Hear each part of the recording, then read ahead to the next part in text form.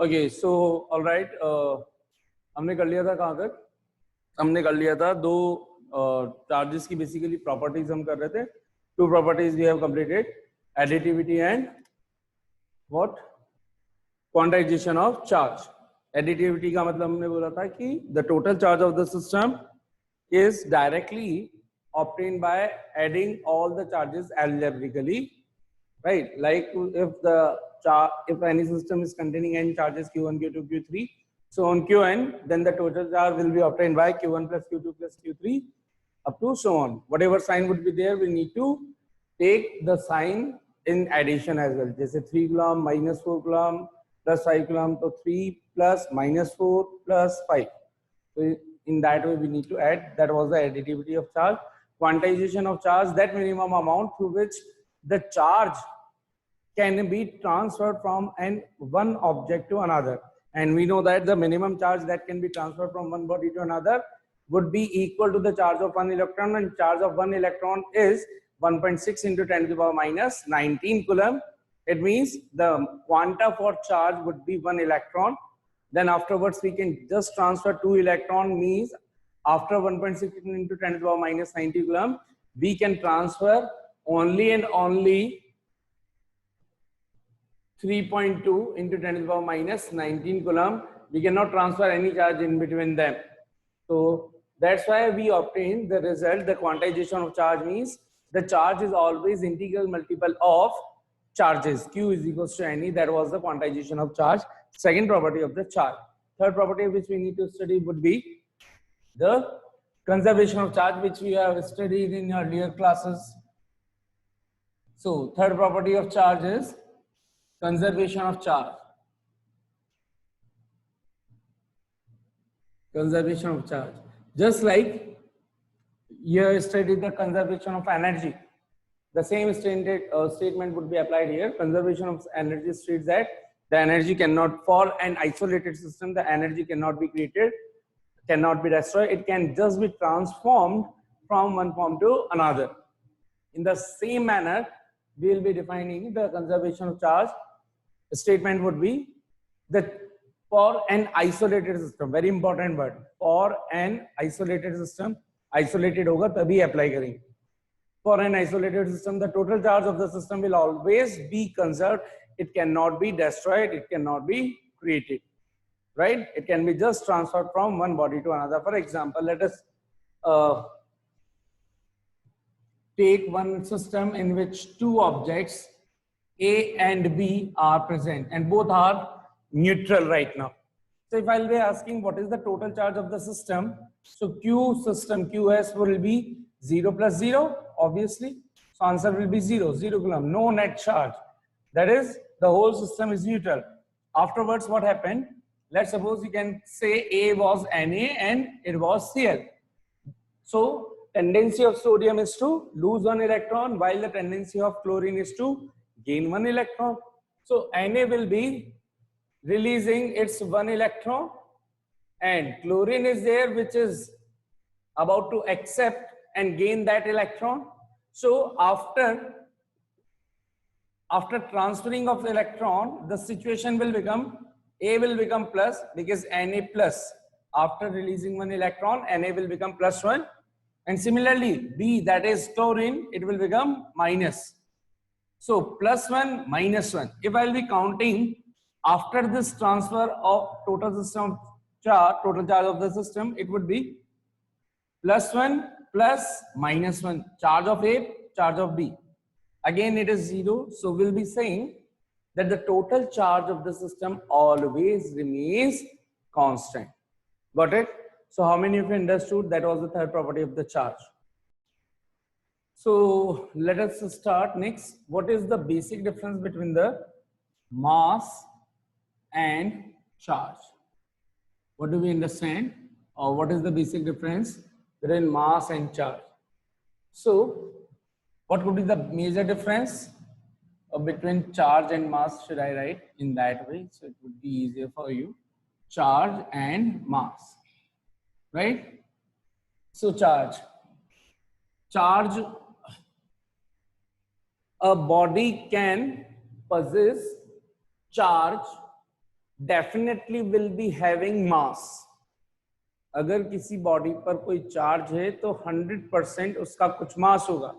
But if a body which is present, that means there is a matter, may or may not have the charge. For example, अगर मैंने बोला Na plus या Cl minus, O minus to कुछ भी, तो ये सब जो ऑब्जेक्ट्स हैं इनका कुछ ना कुछ चार्ज भी है। लेकिन अगर सिंपली मैं Na ले लूं तो यहाँ पे चार्ज नहीं, तो ऑब्जेक्ट जिनका मास हो वो जरूरी नहीं कि चार्ज रखें, उनके ऊपर चार्ज हो भी सकता है और चार्ज नहीं भी हो सकता है।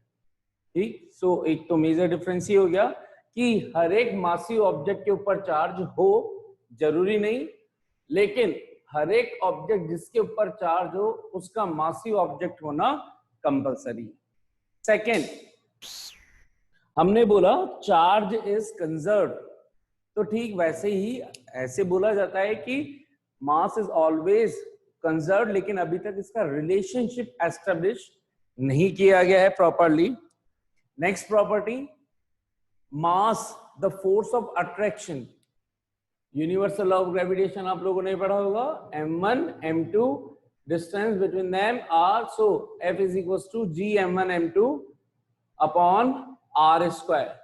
So the force between two masses will always be having attractive nature. It means in the whole universe two masses always attract each other. That means the gravitation force is always attractive in nature. It can never be repulsive. While the two charges Q1 and Q2 may attract or may repel based on their nature. If they will be like charges, then they will be repelling to each other. And if they will be unlike charges or opposite charges, then they will be attracting each other. So we can say the electrostatic force can be either attractive or repulsive, while the gravitational forces will always be attractive in nature. Got it? Now next, हमने बोल दिया इसका जो conservation है वो अभी तक establish नहीं हुआ है। ग्रेविटेशनल फोर्स हमेशा अट्रैक्टिव नेचर का होता है और इस पर चार्ज हो भी सकता है, नहीं भी हो सकता है। और बेसिक डिफरेंस क्या हो सकती है? मास, हाँ, ऑन स्पीड, स्पीड पर चार्ज डिपेंड नहीं करता। ठीक है, चार्ज की स्पीड क्या है, मतलब कोई ऑब्जेक्ट कितनी स्पीड से जा रहा है उससे चार्ज का लेना देना नहीं है। ठीक, लेकिन मास स्पीड पर डिपेंड करता है। मास डिपेंड्स ऑन स्पीड, और ठीक इसी वजह से हम बोलते हैं कि चार्ज जो हमेशा कंजर्व रह रहा है वो डेफिनाइट फॉर्म में है, लेकिन मास हमेशा जो कंजर्व रह भी रहा है तो वो डेफिनाइट फॉर्म नहीं है। क्यों? क्योंकि E is equals to mc square से मास कुछ ना कुछ पोर्शन एनर्जी में कन्वर्ट हो जाता है। तो हम अब वो एनर्जी के अंदर कन्वर्ट हुआ है। मास और एनर्जी अगर हम डिफरेंट एंटिटीज कंसीडर कर रहे हैं, तो हमने बोला मास किसके अंदर कन्वर्ट हो रहा है? एनर्जी के अंदर। इसीलिए अभी तक बोला, हालांकि दोनों का इंटरचेंज सेम है, लेकिन क्योंकि फिजिकल क्वांटिटीज हमने डिफरेंट कंसीडर कर रखी है, तो इसलिए बोलते हैं कि मास कंजर्वेशन अभी तक रिलेशन एस्टेब्लिश ढंग से नहीं कर पा रहे। होता वो भी है, मास ही एनर्जी में कन्वर्ट हो रहा है, एनर्जी ही मास में कन्वर्ट हो रही है, लेकिन दोनों फिजिकल क्वांटिटी डिफरेंट डिफरेंट होने के कारण उनको डायरेक्टली, एनर्जी को तो बोल दिया, लेकिन मास के बारे में अभी तक रिलेशन प्रॉपर्ली एस्टेब्लिश नहीं किया गया। So these are the some properties which gives the major difference between charge and masses. ठीक है सर, क्लियर है इतना? So let us start next topic, Coulomb's law of electric force or electrostatic forces. Coulomb's law of electric forces.